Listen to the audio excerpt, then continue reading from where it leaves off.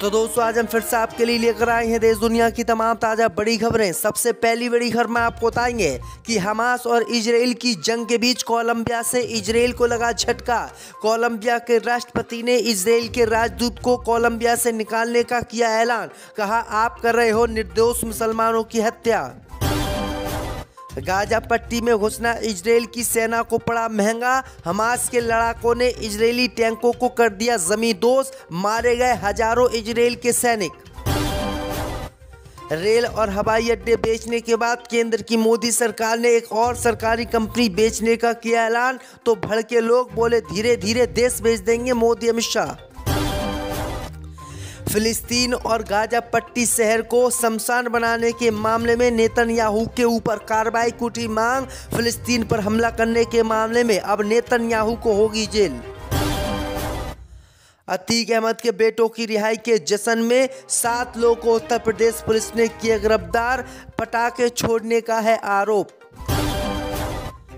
Gaza के अस्पताल पर इजराइल के एयर स्ट्राइक में 500 लोगों की हुई मौत। तो इजराइल ने मानने से किया इनकार। हमास बोला, आप लगातार कर रहे हो हमारे ऊपर हमला। तो दोस्तों सभी खबरों को आपको एक एक कर बताने वाले हैं। वीडियो को लाइक कर चैनल को सब्सक्राइब कर दें। इसी बीच पर तो दोस्तों अगली खबर की ओर। तो इजराइल और हमास की जंग में कोलंबिया से इजराइल को लगा झटका। कोलंबिया के राष्ट्रपति ने इजराइल के राजदूत को देश से निकालने का किया ऐलान।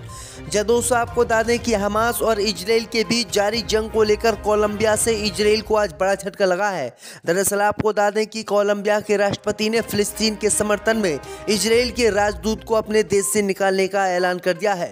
दरअसल आपको बता दें कि हमास और इजराइल के बीच जारी जंग को लेकर कोलंबिया के राष्ट्रपति और इजराइल के राजदूत में सोशल मीडिया पर झगड़ा हो गया था। इसी झगड़े के बाद कोलंबिया के राष्ट्रपति ने इजराइल को फटकार लगाते हुए इजराइल के राजदूत को कोलंबिया छोड़ने का आदेश दिया है और कहा है कि कोलंबिया के राष्ट्रपति से पहले इजराइल का राजदूत माफी मांगे, उसके बाद देश को छोड़ दे। वहीं आपको बता दें कि इजराइल की जो लगातार कार्रवाई हमास पर हो रही है, इसी कार्रवाई का कोलंबिया के राष्ट्रपति ने विरोध किया था और कहा था कि इजराइल जो बम हमास पर बरसा रहा है इनको रोके। तो ये बड़ी अपडेट आ रही दोस्तों। इसी बीच पर तो दोस्तों अगली खबर की ओर। तो फिलिस्तीन पर बम बरसाने के आरोप में नेतन्याहू को होगी जेल। पूरी दुनिया से उठी मांग।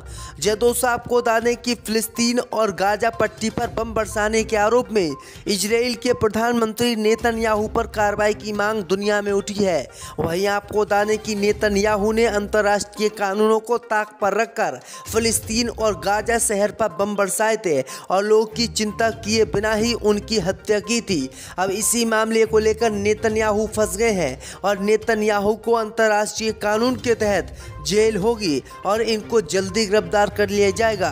दरअसल आपको बता दें कि नेतन्याहू ने अंतर्राष्ट्रीय युद्ध के कानूनों को ताक पर रखा था और एक भी अंतर्राष्ट्रीय कानून का पालन नहीं किया था और फिलिस्तीन गाजा पर लगातार हमले किए थे, जिसमें 4000 लोगों की मौत हो गई है और इन मौतों का जिम्मेदार अब नेतन्याहू को ठहराया गया है। जिसके बाद इजराइल के प्रधानमंत्री नेतन्याहू पर कार्रवाई की मांग उठी है और नेतन्याहू को अब जल्दी गिरफ्तार किया जाएगा। तो ये बड़ी अपडेट आ रही दोस्तों कि नेतन्याहू को ये बड़ा झटका लगा है। इसी बीच पर तो दोस्तों अगली खबर की ओर। तो केंद्र की मोदी सरकार ने एक और सरकारी कंपनी बेचने का देश में किया ऐलान। दोस्तों आपको बता दें कि केंद्र की मोदी सरकार जब से बनी है तब से लगातार वो सरकारी कंपनियों को बेच रही है। इसी बीच खबर सामने निकल कर आई दोस्तों कि बैंक हवाई अड्डे बेचने के बाद केंद्र की मोदी सरकार ने एक और सरकारी कंपनी बेचने का ऐलान किया है, लेकिन इस कंपनी को खरीदने वाला कोई खरीदार नहीं मिल रहा है, जिससे मोदी सरकार को बड़ा झटका लगा है। दरअसल आपको बता दें कि मोदी सरकार ने metals and minerals trading corporation company को बेचने का ऐलान किया है। वहीं आपको बता दें कि एमटीटी लिमिटेड की बिक्री पेशकश में निवेशकों की रुचि की कमी देखने को मिली है। किसी व्यक्ति ने भी इसको अभी तक खरीदने का मन नहीं बनाया है।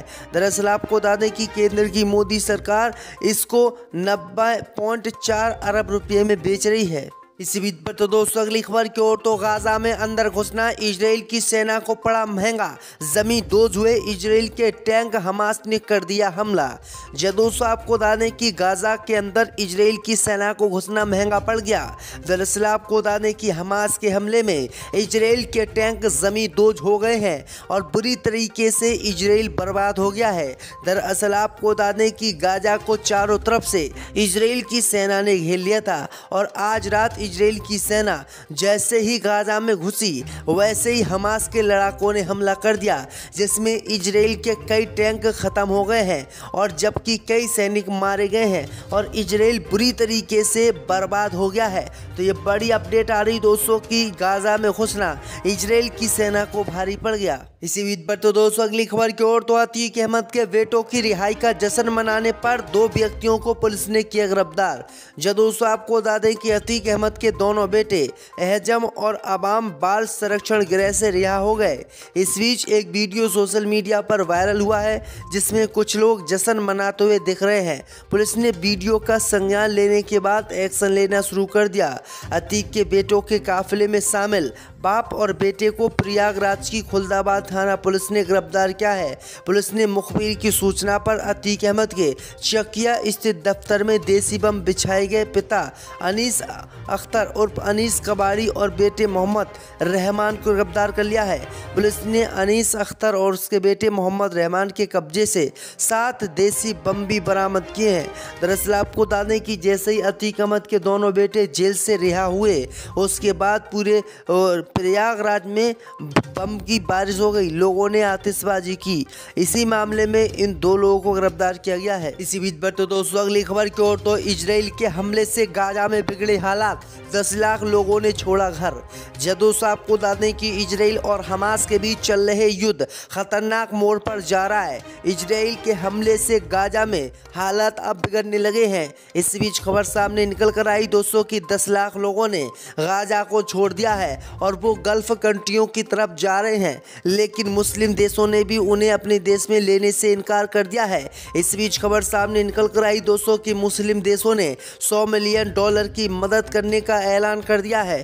दरअसल आपको बता दें कि कई देशों के मना करने के बाद भी इजराइल मानने के लिए तैयार नहीं है और इजराइल लगातार गाजा पर हमले कर रहा है और इन्हीं हमलों से अब गाजा के हालात बिगड़ गए हैं और 10 लाख लोगों ने अपना बनाया हुआ घर छोड़ दिया है और वो अन्य सीमाओं पर जाने लगे हैं। इसी बीच पर तो दोस्तों अगली खबर की ओर तो अमेरिका में सिख युवक को बनाया गया निशाना, उतारी गई पगड़ी, की गई पिटाई।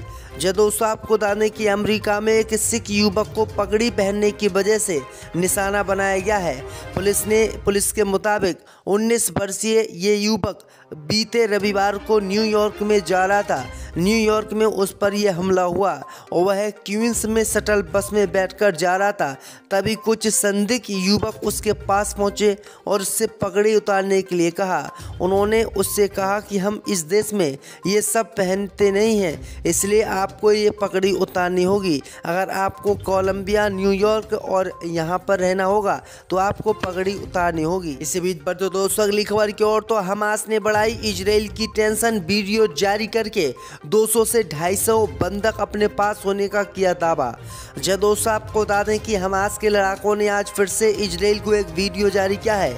इजराइल को जो वीडियो जारी करके हमास के लड़ाकों ने भेजा है उसमें हमास के लड़ाकों ने कहा है कि 200 से 250 या इससे भी ज़्यादा बंधक हमास के पास इजराइल के हैं। अगर इजराइल की सेना हमास पर हमले नहीं रोकती है तो इन बंधकों की हत्या कर दी जाएगी। वही आपको बता दें कि इतनी बड़ी संख्या है जिससे इजराइल डर गया है और इजराइल की सेना ने अभी फ़िलहाल हमास पर हमले रोक लिए हैं। तो ये बड़ी अपडेट आ रही दोस्तों कि 200 से 250 बंधक हमास के पास इजराइल के हैं, जिनको अब इजराइल की सेना को देने के लिए हमास तैयार नहीं है। इसी बीच पर तो दोस्तों अगली खबर की ओर तो गाजा के अस्पताल पर इजराइल की एयर स्ट्राइक में 500 लोगों की हुई मौत। जी दोस्तों, आपको बता दें कि इजराइल और हमास के बीच जारी जंग बेहद आक्रामक हो गई है। 11 दिनों के इस युद्ध में अब तक करीब 4000 लोग की मौत हो चुकी है और लाखों लोग उत्तरी गाजा छोड़कर जा चुके हैं। इस बीच गाजा में हमास के स्वास्थ्य मंत्रालय ने बड़ा दावा करते हुए इजरायली सेना ने गाजा के एक अस्पताल पर हमला किया है, जिसमें 500 लोगों की मौत हो गई है। वहीं आपको बता दें कि इजराइल की सरकार ने इसे मानने से इनकार कर दिया है। इजराइल की सरकार ने कहा है कि हमास झूठ बोला है और हमारे हमले में 500 लोगों की मौत नहीं हुई है, जबकि हमास ने दावा किया है कि अस्पताल पर जो एयर स्ट्राइक की गई है उसमें 500 लोगों की मौत हुई है। जितने भी लोग इस अस्पताल में थे वो सारे के सारे मारे गए हैं। तो ये बड़ी अपडेट आ रही दोस्तों।